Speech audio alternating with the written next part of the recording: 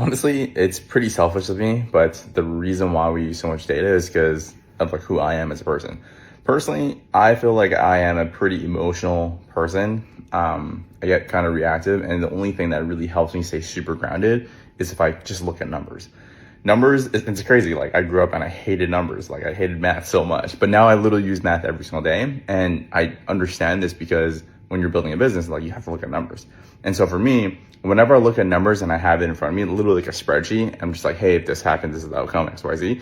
It makes me feel a lot better because now you have like some sort of roadmap. You can actually look at the data. You can see how you can make iterations based off of this. And this is exactly what we do for our clients.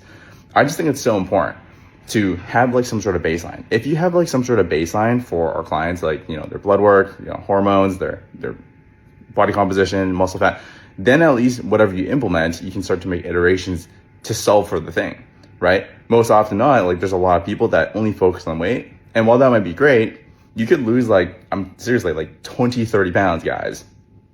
And you could look super freaking flabby. Like you could have like this really saggy ass, saggy arms, like all. Why? Because the 20, 30 pounds that you lost, like what if like 80% of that is coming from like the Ozempic, the Zempi muscles, right? You just lose all this muscle mass.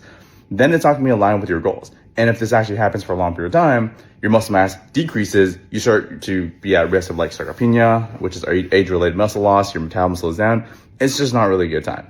That's why for us, when we look at our clients, we just literally not saying they're just like numbers at all, but at least when we actually look at their body, we can analyze and be like, okay, well, this person, this age, weight, ethnicity, height, all that stuff, if we implement this strategy and this is the outcome, we can then make iterations. Oh, now it's actually because of your stress level, super, super high. Let's look at your HRV, which is your heart rate variability. How can we optimize this? Oh, your sleep's not that great. This is a huge factor because when you're using this, if you're not sleeping well, you can't build muscle. Now we can actually make decisions based off of data instead of just being like, oh, you look like you're losing a little bit of, waist size. So we just keep going, right? It's not really a sustainable plan long term.